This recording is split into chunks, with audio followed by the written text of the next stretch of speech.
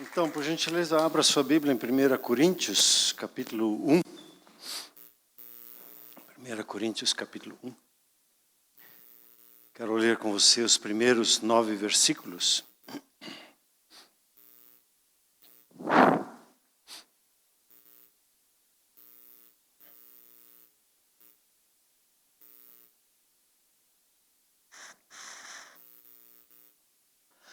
Paulo, chamado pela vontade de Deus para ser apóstolo de Jesus Cristo, e o irmão Sóstenes, a igreja de Deus que está em Corinto, aos santificados em Cristo Jesus, chamados para ser santos, com todos os que, em todo lugar, invocam o nome do Senhor Jesus Cristo, Senhor deles e nosso. Graça a vós outros e paz da parte de Deus, nosso Pai, e do Senhor Jesus Cristo. Sempre dou graças a meu Deus a vosso respeito, a propósito da sua graça que vos foi dada em Cristo Jesus. Porque em tudo fostes enriquecidos, nele em toda palavra e em todo conhecimento.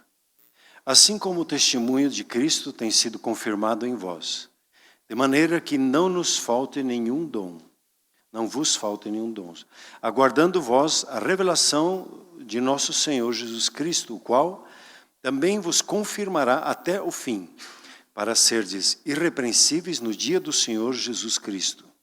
Fiel é Deus, para o qual fostes chamados à comunhão de seu Filho Jesus Cristo, nosso Senhor.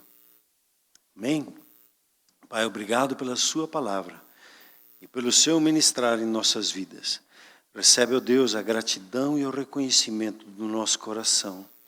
Eu oro, Pai, que nesse tempo o Senhor desperta em nós a preciosidade desse chamado que o Senhor nos tem dado à comunhão com o Senhor e uns com os outros.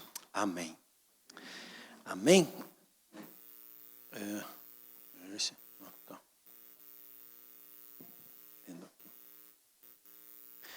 Essa semana nós tivemos, na quarta-feira, a nossa reunião do Núcleo de Comunhão de Pastores, lá na Comunidade Cristã de Curitiba, que fica lá no Bairro Alto. Por 7, 8 anos foi aqui na Alcance, né, primeiro no Água Verde, depois no Portão. E agora, para ver uma mudança, e já está preparando um pouquinho a mudança da presidência do Núcleo, então nós nos propusemos a fazer 6 meses ali na CCC, como ela era chamada, a Comunhão Cristã Shalom do pastor, a Comunhão Cristã de Curitiba, do pastor Luiz Magalhães, que já veio uma vez falar aqui, e em setembro vai vir no Shalom Fire aqui estar conosco. E quem estava ministrando era Marcelo Jamal, um ministério profético que nós conhecemos há uns 15 anos, mais ou menos, né, pastor Berna? E ele, quando chegou, ele já me cumprimentou, e daí depois eu fui conversar um pouquinho de lado assim com ele. Aí eu disse, provavelmente você não me conhece, há 15 anos atrás. Não, te conheço, tá. Tudo bem, então.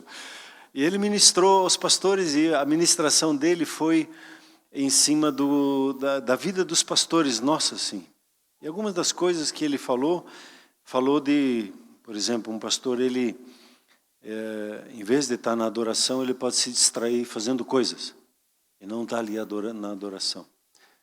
E o outro pastor, às vezes, ele pode ficar sem sentimento, né? Não ter vontade de ir para o culto. Como acontece às vezes comigo, não tenho vontade nenhuma de ir para o culto. Mas sou pastor, né? E eu pude confessar isso lá, receber o perdão, e eu tenho trabalhado isso no coração, e percebi, ele citou lá 7 ou 8 pontos assim, e no final ele citou o texto de 2 Coríntios 12, que na fraqueza é que nós somos fortes.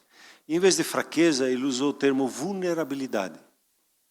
Quando nós somos vulneráveis, quer dizer, hoje aqui você está de certa forma vulnerável, né?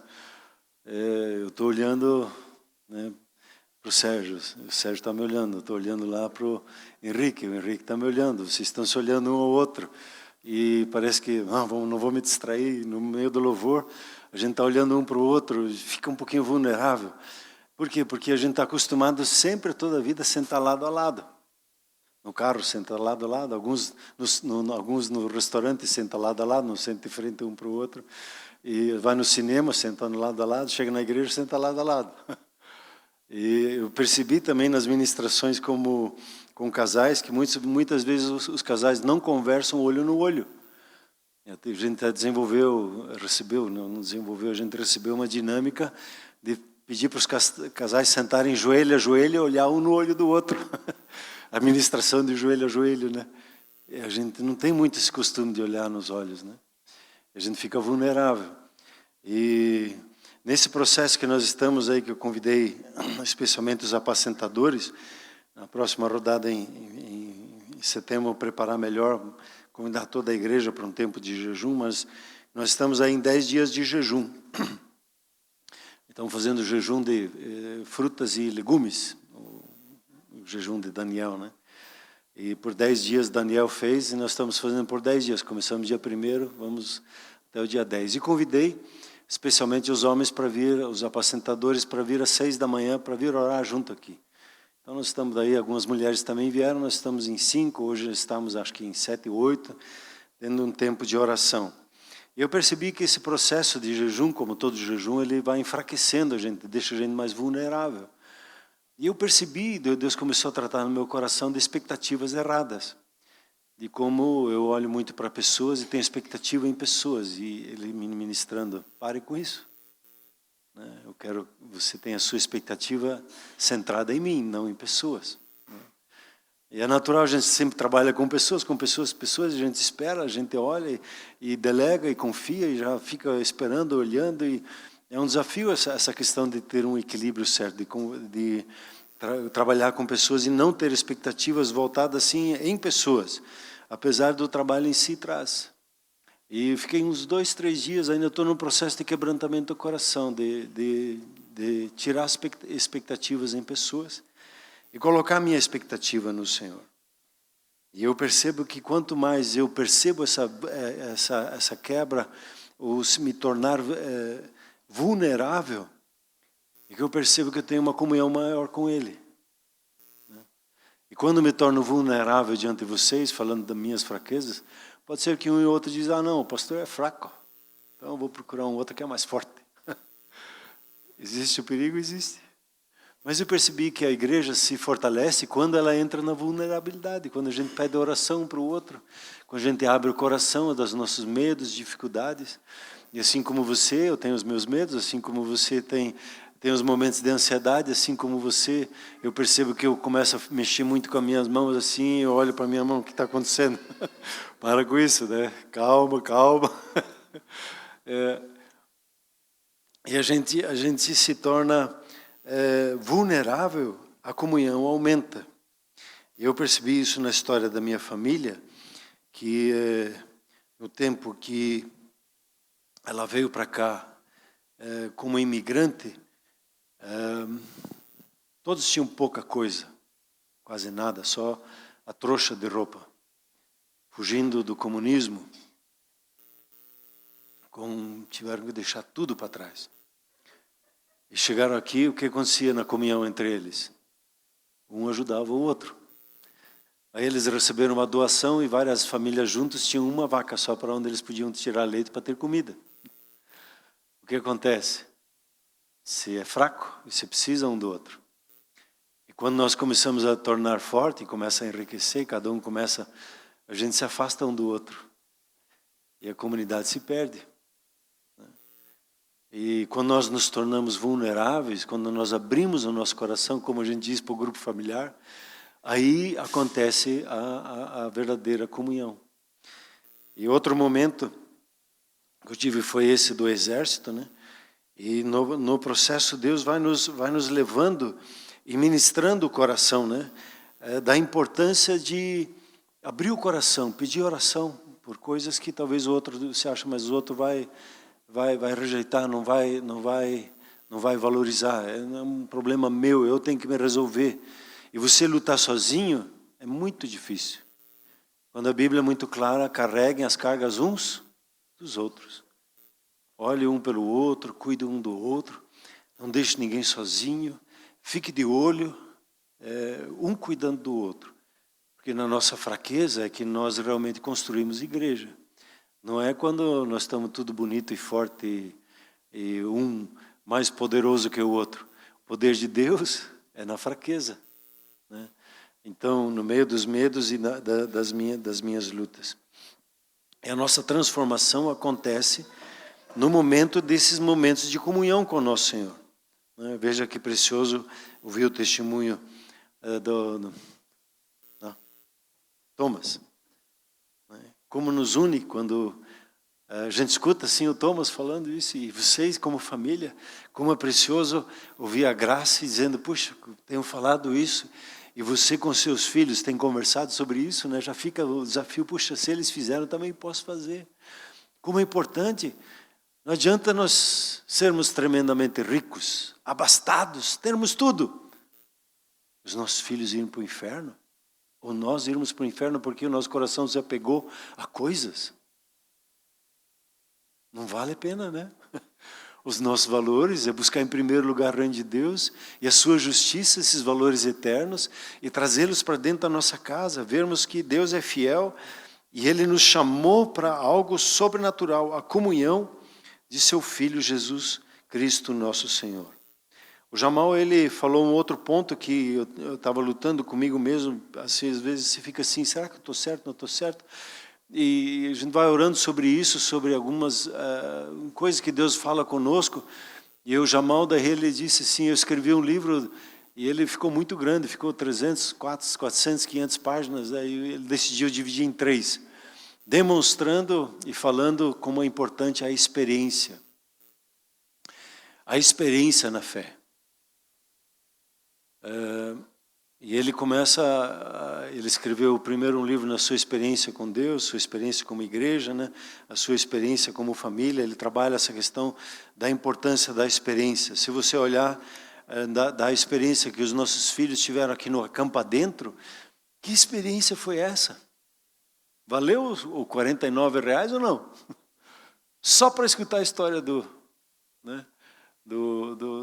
Thomas, já valeu esse investimento. E quantas histórias tem mais entre os nossos filhos, que foi uma imersão para eles, e o que a Bíblia fala de um batismo, levar os nossos filhos a ter uma experiência.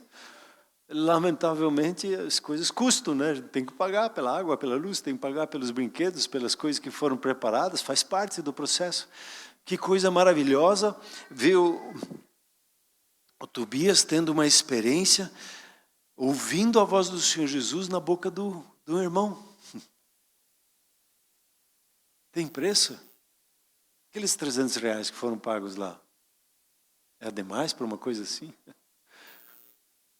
As experiências, né? E alguém daí começou a falar com o Jamal, mas eu não acredito, nós temos uma Bíblia, não precisamos de nenhuma experiência. Ele diz, bom, então comece com Abrão, comece com Moisés. Moisés estava lá perto dos seus 70, 80 anos já, né? Chegando nos seus 80 anos, e imagine, 70, 80 anos, ele estava lá pastoreando, andando com a vara dele para lá e para cá, e servindo, e ele tem uma experiência com Deus, ele vê aquela sarça ardente. A vida dele, por causa daquela experiência, mudou-se. E ele pensou que estava se aposentando com 80, ele foi até 120. Teve 40, aí que pegou no tranco, né? Pegou no trabalho agora, 40 anos de trabalho. Ele até escreveu, hoje de manhã nós estávamos lendo o Salmo 90, né? Ele acho que, no meu entender, assim, pelo que viu o contexto do Salmo 90, que é o único dele, ele diz assim, a vida é 70, 80 anos e é só dificuldade, só problema. Provavelmente ele estava fora do chamado quando ele falou, escreveu aquilo. E fora do chamado é assim, é pedreira, é difícil. Mas com 80, alguns acham que ali é o limite que a Bíblia dá para a idade nossa, até 80. Mas com 80 foi chamado. E Moisés, ele com 120 anos nem precisava de usar de óculos. Imagine a graça na vida dele, né? Os olhos dele não diminuíram, né? Não enfraqueceram em todo o processo. Quando você olha para a palavra comunhão, no português ela já fica bem claro, né? Comum, ter algo em comum. Quando eu participo da sua história, você da minha, nós temos algo em comum. Por isso que no grupo familiar, uma das primeiras coisas, quando alguém novo vem, a gente conta a nossa história. um para o outro e como nós nos convertemos. Os testemunhos, a gente conta a nossa história. Como é precioso saber da história do pai do Gilbert. Não sabia. Glória a Deus. A gente já tem algo em comum agora. Quando a gente compartilha a nossa vida, né, nós crescemos. E a palavra koinonia, que é no grego, né, tem esse entendimento de compartilhar o que temos. Tem a ver com falar das coisas do nosso coração um para com o outro. Quando nós fazemos isso como casal, nós temos comunhão. Quando um casal senta e conta a sua história para os seus filhos, eles se sentem parte da história da família. Eu descobri agora um tempo atrás, que o meu avô, Peter Heinrich, foi menino de rua, com 9 anos de idade, lá na Rússia. Aí o inverno rigoroso lá fez ele se chegar no exército russo e aí acabou foi criado dentro do exército russo. Aí depois ele fez parte do exército, que eram os brancos, né? Tinha os vermelhos e os brancos. Contando a história, isso mexe comigo hoje. Porque gerou algo em comum, nós participamos. Então, ter comunhão é interagir com intimidade sobre a vida, é o compartilhar de experiências e histórias. A história, ela tem uma força tremenda em promover comunhão. E ao conhecermos nossas histórias, falamos de nossos desafios íntimos e encontramos o processo de comunhão. Quando alguém compartilha comigo, eu tenho uma necessidade de trabalho, puxa, eu posso começar a orar, e de repente me chama a atenção isso, eu já mando para lá e para cá, né? E a gente interage um pouquinho. Nós somos chamados, aqui é dito assim, nós somos chamados a compartilhar da vida do Filho do Senhor Jesus, a compartilhar do ministério do Senhor Jesus. Nós recebemos a graça e Ele compartilhou conosco o ministério da reconciliação. E dizer para as pessoas se reconciliem com Deus. Eu gostei muito que o Ideu teve a leitura. As pessoas normalmente elas estão em guerra com Deus. E o meu trabalho é ajudar as pessoas a entrar em paz com Deus. A reconciliar Deus com as pessoas. As pessoas ficam às vezes no gnosticismo, às vezes as pessoas se metem em invocação de espíritos malignos, se colocam em idolatrias, às vezes no materialismo. E meio como que tentando se posicionar e demonstrar que conseguem viver a vida sem Deus. E nós temos um ministério que o Senhor Jesus nos tem dado, um ministério de reconciliação. A comunhão é uma via de mão duplas, não é uma via só de uma mão, em que eu só ministro e só falo das minhas coisas para você. Se você não falar comigo, não existe a comunhão. A comunhão no grupo familiar só existe entre um apacentador com a sua ovelha quando há uma interação, quando há conversa, quando há um compartilhar um com o outro. Somente dali a comunhão. Quando só de uma parte, não vai. Por isso que o discipulado para nós é tão importante. O discipulado de sentar junto é desenvolver a amizade e ter essa interação um com o outro, conversar um com o outro e orar um pelo outro. Por isso que o Senhor Jesus deu essa estratégia, esse comando, faça discípulos. E é um chamado dele para nós fazermos discípulos, trazermos discípulos para a comunhão, para andar com o Senhor Jesus. O Senhor Jesus, ele compartilhou conosco a sua autoridade e no nome dele sobre a face da terra. E todo o poder do inimigo, ele está debaixo dos nossos pés. Por quê? Por causa que nós estamos em comunhão com ele. Fora da comunhão nós não temos autoridade. É somente dentro da comunhão com ele. Por isso que é tão importante ouvir o que ele fala. E compartilhar com ele e ouvir o que ele está falando. Esses dias eu escrevi, estava abrindo meu coração, Deus estava mexendo comigo e disse assim, eu tenho uma coisa contra você, Arno. Eu disse, então fala. O teu primeiro amor está fraco. Senhor, me perdoe. Muda meu coração. Transforma isso. Não quero ficar no mecânico. Eu quero estar mergulhado nisso. No amor, no relacionamento. Então foca em mim. E um pouquinho mais adiante, eu estava orando e ele começou a ministrar meu coração. E agora eu esqueci o que eu ia falar. Eu já entrei no outro.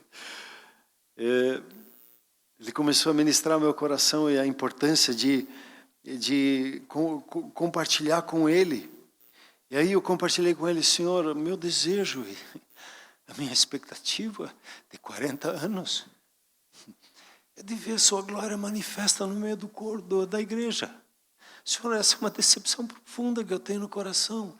Eu queria ver com mais intensidade a sua glória se movendo. Eu tenho uma visão dele aqui, como que um redemoinho constante aqui sobre... Mas, Senhor, eu quero ver as pessoas sendo envolvidas nessa glória, Senhor, nessa glória, Senhor. Aí ele falou para mim, eu também quero. Bom, agora já somos dois, né? O Senhor e eu. Senhor, então, manifesta a tua glória. Deixa...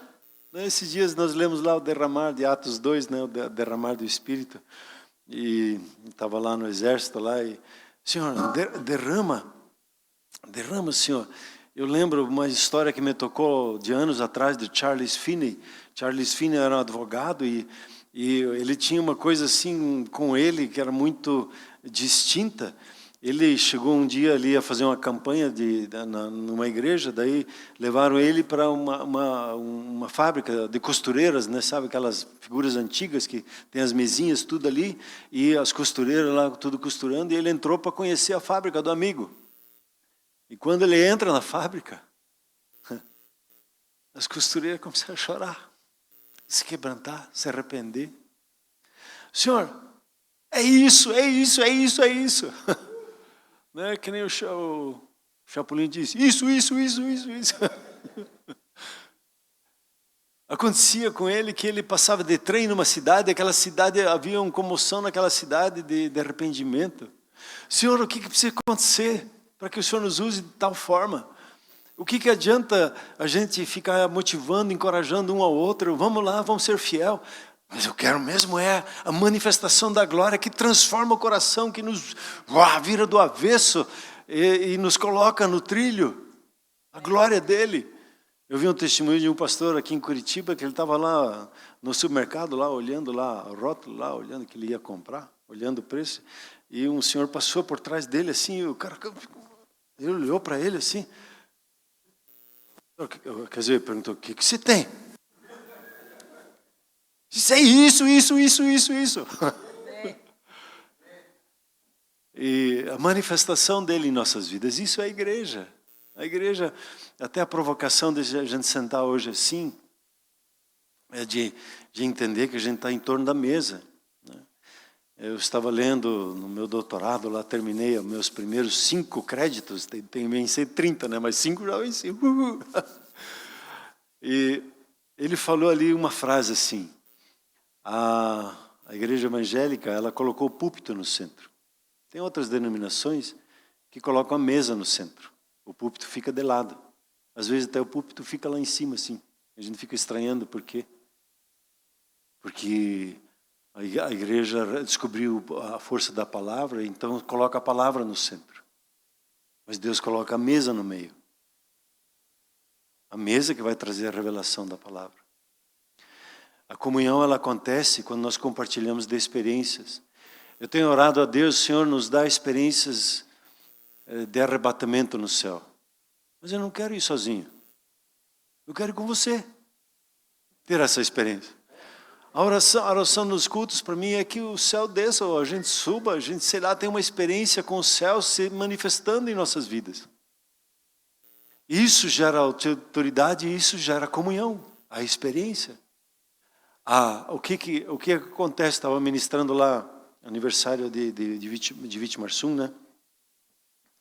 E em Vitimarsum, eles tinham um texto lá, não, foi em Vitimarsum, foi em Campo Largo.